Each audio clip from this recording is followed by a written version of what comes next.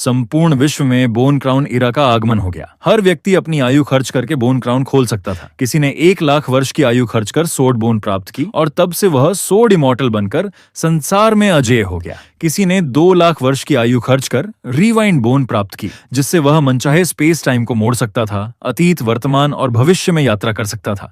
लेकिन कुछ लोग अत्यंत दुर्भाग्यशाली भी थे। कुछ लोगों ने डेथ बोन प्राप्त की और उसी क्षण मर गए, धुएं की तरह विलीन हो गए। लेकिन संयोगवश तुम्हें एक विचित्र कलरलेस बोन क्राउन मिला। उसे खोलने के लिए न आयु की आवश्यकता थी और न ही किसी अन्य शर्त की। पर जब तुमने उसे खोला तो एक रक्तवर्णी गूवर्म उसमें से बाहर निकला और एक ही पल में मेरे सिर को भेद गया। मुझे लगा सब कुछ समाप्त हो गया है, लेकिन आश्चर्य की बात यह थी कि मैं 30 वर्ष पहले पुनर्जन्म ले चुका था। उस समय का मैं, यद्यपि मानव जाति की सर्वोच्च युद्ध शक्ति नहीं था, फिर भी एक प्रतिष्ठित लेवल 7 एक्सपर्ट था। मेरे शरीर में अनगिनत शक्तिशाली गूवर्म्स थे। फिर भी मैं एक रहस्यमय गूवर्म द्वारा एक ही वार में मार दिया गया।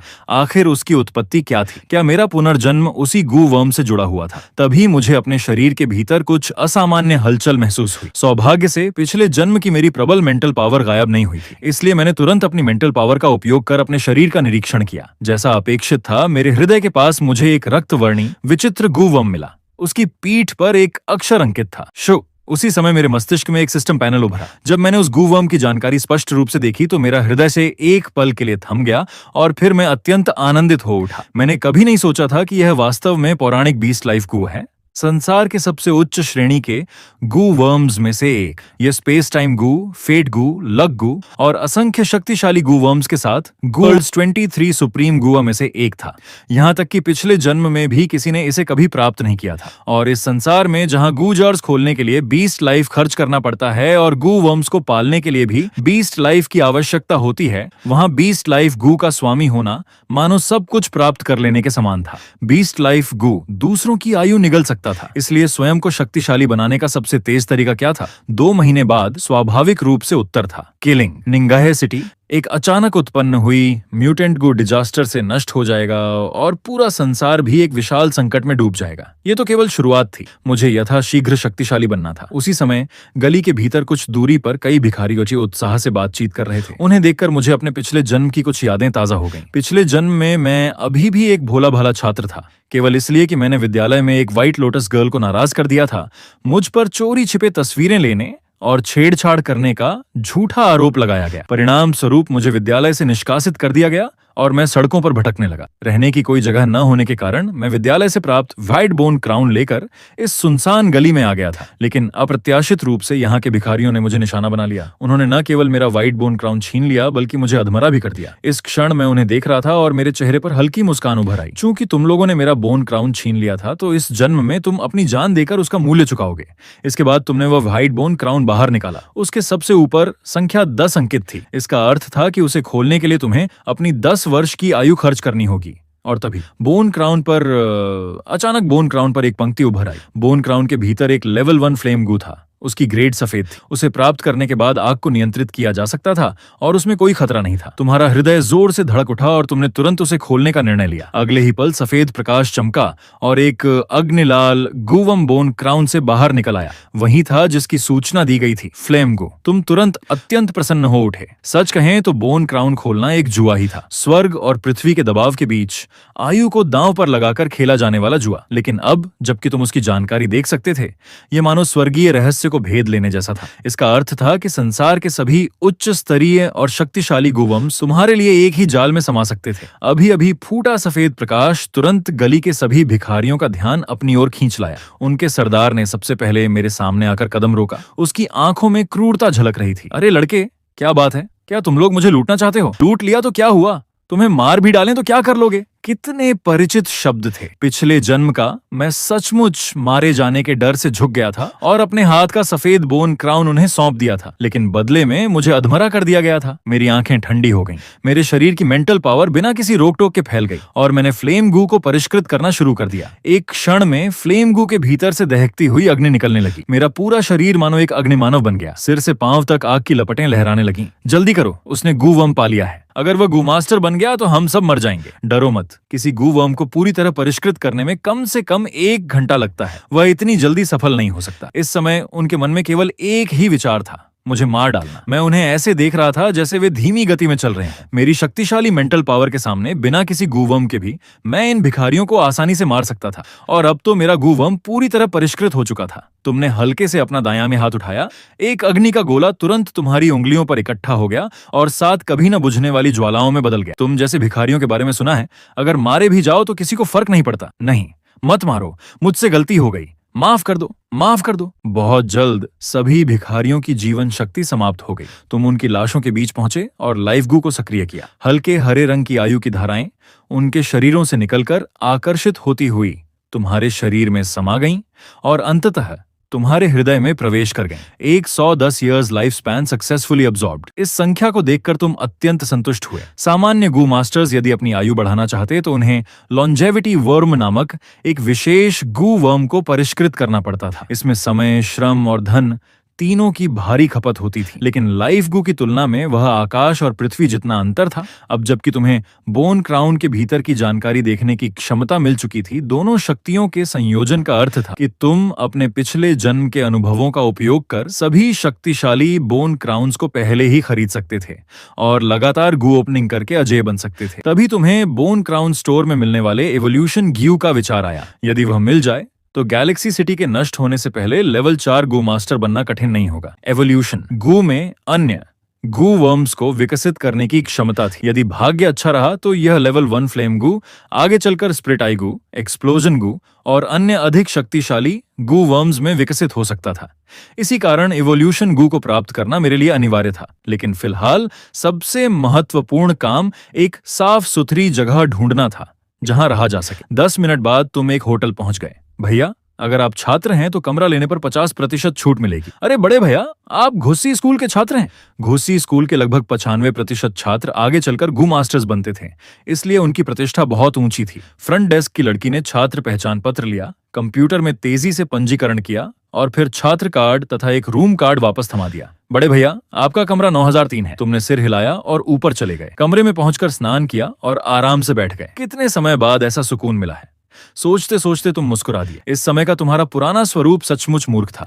उसके पास छात्र पहचान पत्र था जिससे कई सुविधाएं मिल सकती थीं, लेकिन वह गलियों में भिखारी बनकर भटकता रहा। कमरे की गर्मजोशी भरी सजावट को देखकर तुम भावुक हो। वर्तमान समय में मनुष्य और फेरोशियस बीस्ट के बीच शक्ति का अनुपात अभी भी लगभग 7:3 था। दुनिया भर में मनुष्य अभी भी असंख्य बड़े शहरों पर नियंत्रण रखते थे, लेकिन यह अच्छा दौर अधिक समय तक नहीं रहने वाला था। बहुत जल्द मानव सभ्यता पूरी तरह ढहने वाली थी। उसी समय टीवी पर वैश्विक समाचार प्रसारित हो रहे थे। लोच नेस यूरोप में कथित रूप से पौराणिक वाटर मॉन्स्टर दिखाई दिया था। एक लेवल 6 वाटर राइड गू मास्टर जांच के लिए गया और अब लापता था।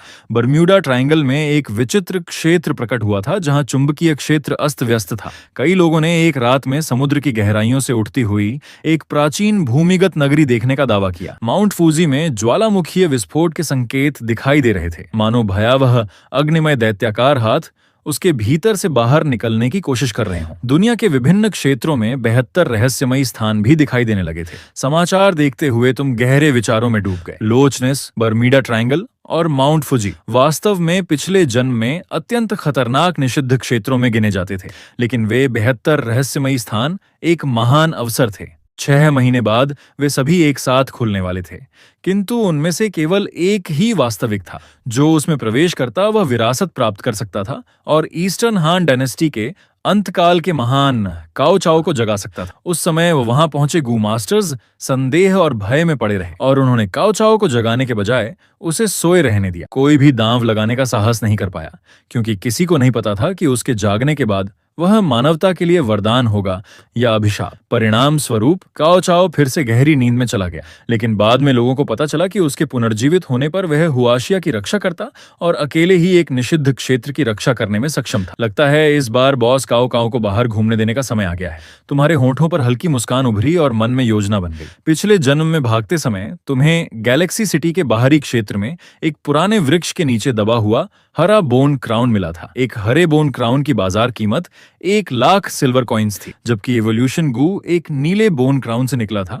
जिसकी बाजार कीमत 10 लाख सिल्वर कॉइन्स थी। इसलिए इस समय सबसे बड़ा लक्ष्य पैसा कमाना था। योजना तय करने के बाद तुम निश्चिंत होकर होटल से बाहर निकल गए। उसी समय भिखारियों वाली गली में एक आदमी वहां से गुजरा और उसने ऐसा दृश्य देखा जिसने उसे स्तब्ध कर दिया। 7 भयानक सूखी लाशें वहां पड़ी थी। ये फ्लेम गू का काम है। कम से कम लेवल 3 फ्लेम गू शायद लेवल 4 भी। वह आदमी समझ नहीं पा रहा था कि एक शक्तिशाली गो मास्टर भिखारियों को मारने के लिए इस गली में क्यों आया होगा। कुछ सेकंड बाद उसकी सांस अटक गई। क्या यह ब्लड गो मास्टर हो सकता है? मैं ली लैंग हूँ। टोक्यो इमिग्रेंट नेशन में कुछ मिला है क्या? सच में? कुछ सेकंड बाद उसकी सांस अटक गई। क्या यह ब्लड गो मास्टर हो सकता है? मैं ली लैंग हूँ। पहले एक फॉरेंसिक अन्वेषक था। मृतक की पहचान भिखारियों के रूप में हुई है। हत्यारे के पास लेवल 1 से लेवल 3 या संभवतः लेवल 4 गो वर्म है। उसके तरीके अत्यंत क्रूर हैं। मुझे संदेह है कि कोई ईविल गो मास्टर गैलेक्सी सिटी में आ चुका है। दूसरी ओर तुम शहर के बाहरी इलाके की ओर जा रहे थे और संयोग से उसी गली के पास से गुजरे। दूर खड़े भौहें सिकोड़कर सोचते हुए उस आदमी को देखकर मैं एक पल के लिए ठिठक गया। क्या ये कैप्टन ली नहीं है? पिछले जन्म में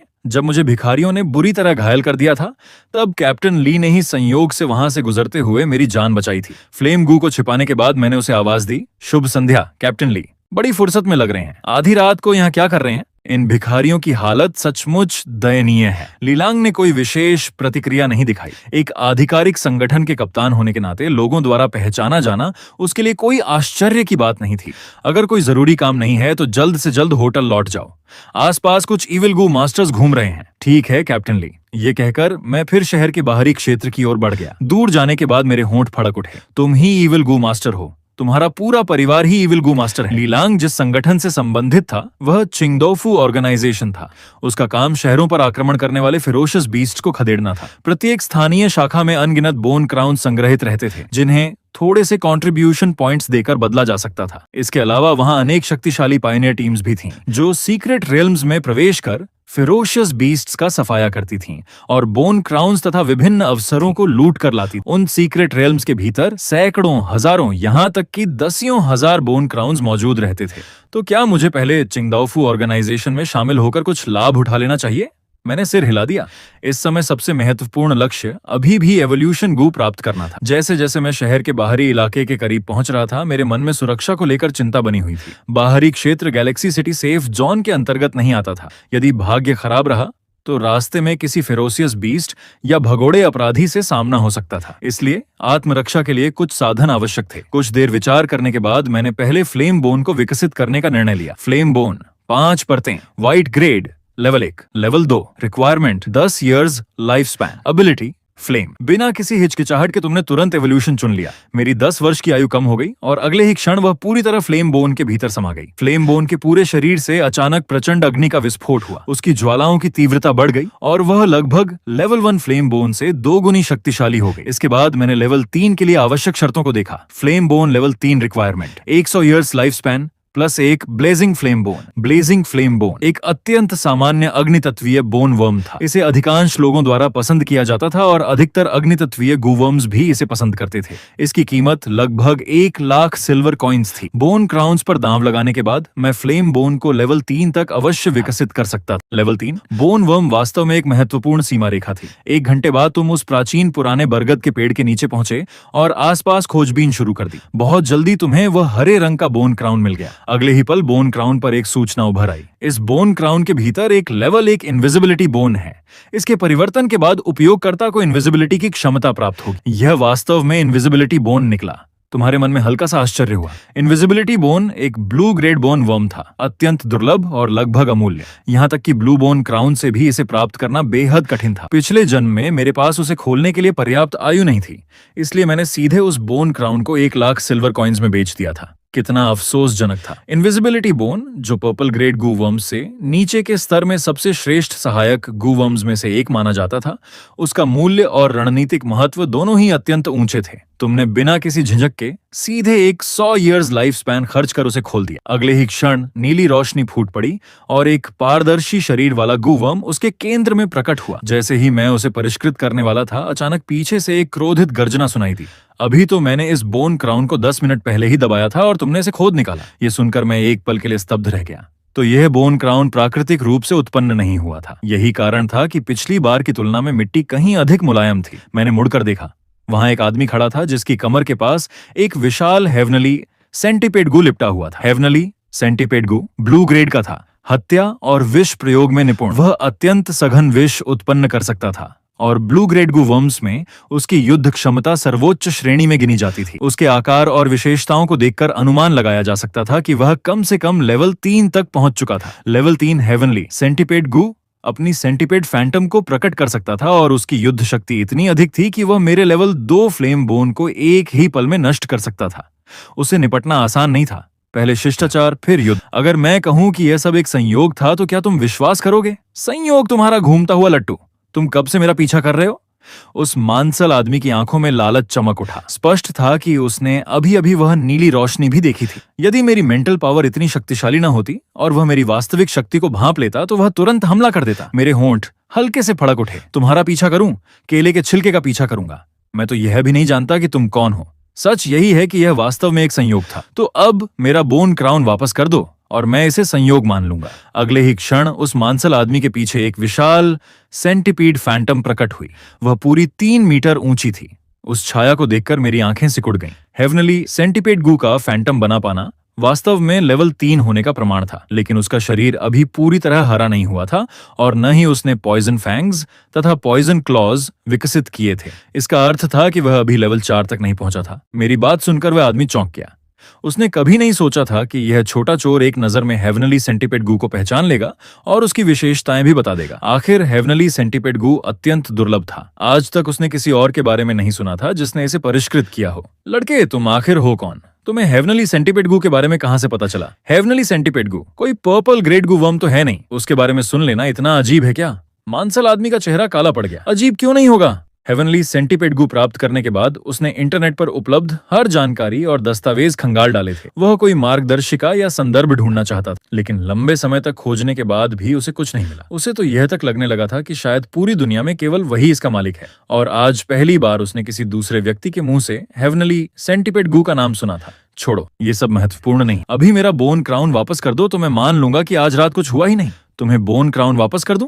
यह असंभव है। मैंने इसे पेड़ के नीचे से खोदा है। यह प्रकृति का उपहार है। मांसल आदमी क्रोध से कांप उठा। उसने मन ही मन निर्णय ले लिया कि चाहे मेरी पृष्ठभूमि कुछ भी हो, पहले लड़ाई होगी। बोन क्राउन किसी भी कीमत पर वापस नहीं मिलेगा। हालांकि मैं तुम्हें एक महान अवसर दे सकता हूं जिसकी कीमत एक ब्लू ग्रेड गू वर्म से कहीं अधिक है। मैं तुम्हें एक जीवन बदल देने वाला अवसर दे रहा हूं। मैं तुम पर विश्वास क्यों करूं? क्योंकि मैं हेवनली सेंटीपेड गू को जानता हूं। तुम्हारे होंठों पर हल्की मुस्कान उभरी।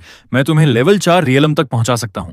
मांसल आदमी का दिल जोर से धड़क उठा। वह पूरे 10 वर्षों से लेवल 3 रियलम में अटका हुआ था। यदि वह वास्तव में लेवल 4 तक पहुंच सकता था तो एक साधारण ब्लू ग्रेड गू वर्म की क्या कीमत थी? चाहे उसे अपनी सारी संपत्ति क्यों न बेचनी पड़े, वह भी इसके लिए तैयार था। अगर तुम सचमुच मुझे लेवल 4 तक पहुंचा सकते हो तो तुम्हें जो चाहिए वह मैं दूंगा। चाहे माउंटेन ऑफ ब्लेड्स पर चढ़ना पड़े या सी ऑफ फायर में उतरना पड़े, मैं लेकर आऊंगा। इसी समय इनविजिबिलिटी बोन भी मेरे द्वारा सफलतापूर्वक परिष्कृत हो चुका था। यदि मैं चाहता तो किसी भी क्षण इनविजिबिलिटी बोन का उपयोग कर अदृश्य होकर गायब हो सकता था, लेकिन इस समय मेरा जाने का मन नहीं था। इस मांसल आदमी में अभी भी कुछ उपयोगिता बाकी थी। शायद उससे थोड़ा और लाभ उठाया जा सकता था। माउंटेन ऑफ ब्लेड्स और सी ऑफ फायर की आवश्यकता नहीं है। मुझे केवल हेवनली सेंटीपेड गू के शरीर से एक बूंद विष चाहिए, और वह भी उसके पेट में स्थित कोर वेनम। हेवनली सेंटीपेड गू का कोर वेनम अत्यंत मूल्यवान था। एक बार खो जाने पर उसकी युद्ध क्षमता में उल्लेखनीय गिरावट आ जाती थी।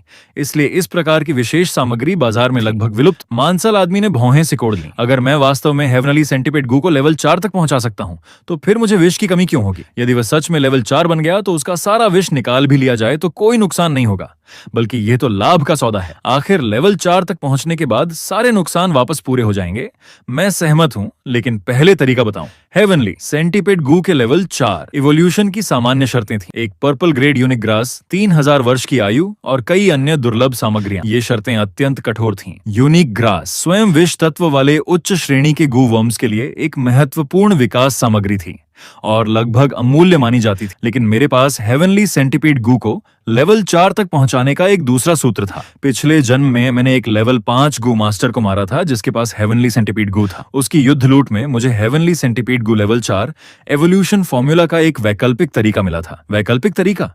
मैं तुम पर विश्वास क्यों करूं? मेरी दृष्टि शांत थी। मैंने आकाश की ओर देखा। तुम्हें मुझ पर विश्वास करने की आवश्यकता नहीं, बस इतना पर्याप्त है कि स्वर्ग और पृथ्वी इस पर विश्वास करें। Heaven and earth as witnesses मैं सूत्र दर्ज करूंगा। अगले ही क्षण आकाश में एक भयानक स्वर्णिम गर्जना गूंजी। अनंत स्वर्ण प्रकाश अंधेरी रात को चीरता हुआ चारों ओर फैल गया। मेरे सामने एक स्वर्णिम पृष्ठ प्रकट हुआ। यह हेवन एंड अर्थ रिकॉर्ड की शक्ति थी, जो मेरे मस्तिष्क में मौजूद सूत्र को वास्तविक रूप में अंकित कर सकते। केवल वास्तविक सूत्र ही स्वर्ग और पृथ्वी की मान्यता प्राप्त कर सकते थे। यदि सूत्र झूठा होता तो अभिलेखन तुरंत विफल हो जाता। धत्तेरे की, ये तो haven and earth formula recording है। किंवदंतियों के अनुसार केवल लेवल 6 या उससे ऊपर के शक्तिशाली विशेषज्ञ अथवा विशेष रिकॉर्डिंग गुवम्स रखने वाले लोग ही स्वर्ग और पृथ्वी से संपर्क कर सूत्रों का अभिलेखन कर सकते थे। उसने कभी नहीं सोचा था कि बोन क्राउन चुराने वाला यह छोटा चोर इतना भयावह निकलेगा। मैंने अपनी मानसिक शक्ति केंद्रित की और स्वर्णिम पृष्ठ पर एक एक करके शब्द उभरने लगे।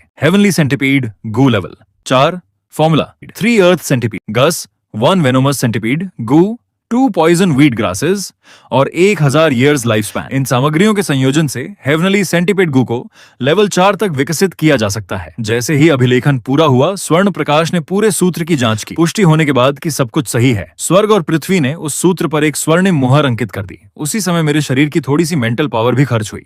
लेकिन तुम्हारे लिए, जो पिछले जन्म में एक लेवल 7 गू मास्टर रह चुके थे, ये खर्च लगभग नगण्य था। अब जबकि हेवन एंड अर्थ स्वयं गवाह हैं, क्या यह पर्याप्त है?